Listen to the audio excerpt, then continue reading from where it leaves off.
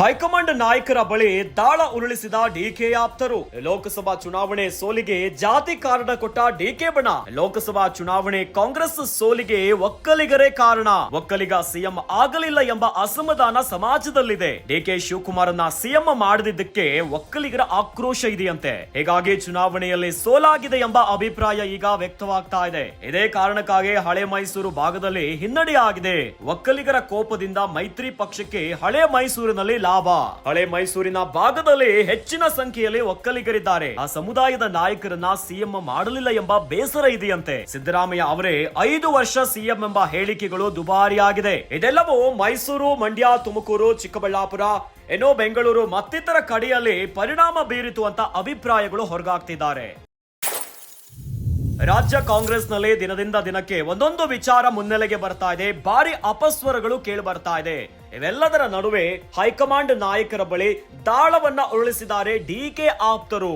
ಲೋಕಸಭಾ ಚುನಾವಣೆ ಸೋಲಿಗೆ ಜಾತಿಯ ಕಾರಣವನ್ನ ಕೊಟ್ಟಿದ್ದಾರೆ ಡಿಕೆ ಬಣ. ಲೋಕಸಭಾ ಚುನಾವಣೆ ಕಾಂಗ್ರೆಸ್ ಸೋಲಿಗೆ ಒಕ್ಕಲಿಗರೇ ಕಾರಣವಂತೆ. ಒಕ್ಕಲಿಗ ಸಿಎಂ ಆಗಲಿಲ್ಲ ಎಂಬ ಅಸಮಾಧಾನ ಸಮಾಜದಲ್ಲಿದೆ ಅಂತ ಡಿಕೆಯ ಆಪ್ತ ಬಣ ಹೇಳಿಕೆಯನ್ನ ಕೊಟ್ಟಿದ್ದಾರಂತೆ. ಡಿಕೆ ಶಿವಕುಮಾರ್ ಅನ್ನ ಸಿಎಂ ಮಾಡದಿದ್ದಕ್ಕೆ ಒಕ್ಕಲಿಗರು ಆಕ್ರೋಶವನ್ನ ಹೊರಗಾಗ್ತಿದ್ದಾರೆ. ಹೀಗಾಗಿ ಚುನಾವಣೆಯಲ್ಲಿ ಸೋಲಾಗಿದೆ ಎಂಬ ಅಭಿಪ್ರಾಯ ಈಗ ಕೇಳಿಬರ್ತಾ ಇದೆ. ಇದೇ ಕಾರಣಕ್ಕಾಗಿ ಹಳೆ ಮೈಸೂರು ಭಾಗದಲ್ಲಿ ಭಾರಿ ಹಿನ್ನಡೆಯಾಗಿದೆ. ಒಕ್ಕಲಿಗರ ಕೋಪದಿಂದ ಮೈತ್ರಿ ಪಕ್ಷಕ್ಕೆ ಹಳೆ ಮೈಸೂರಿನಲ್ಲಿ ಲಾಭ ಆಗ್ತಿದೆಯಂತೆ. ಈ ಕುರಿತಂತೆ ಡಿಕೆ ಆಪ್ತರು ಹೇಳ್ತಿದ್ದಾರೆ. ಹಳೆಯ ಮೈಸೂರು ಭಾಗದಲ್ಲಿ ಹೆಚ್ಚಿನ ಸಂಖ್ಯೆಯಲ್ಲಿ ಒಕ್ಕಲಿಗರಿದ್ದಾರೆ. ಆ ಸಮುದಾಯದ ನಾಯಕರನ್ನ ಸಿಎಂ ಮಾಡಲಿಲ್ಲ ಎಂಬ ಬೇಸರ ಇದೆಯಂತೆ. ಸಿಎಂ ಸಿದ್ದರಾಮಯ್ಯನವರೇ 5 ವರ್ಷ ಸಿಎಂ ಎಂಬ ಹೇಳಿಕೆಗಳು ದುಬಾರಿ ಆಗಿಬಿಟ್ಟಿದೆ.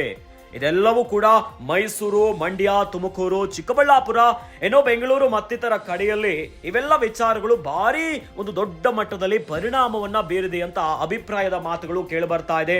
ಇವೆಲ್ಲವೂ ಕೂಡ ಡಿಕೆಯ ಬಣದಿಂದ ಕೇಳಿ ಬರ್ತಾ ಇದೆ.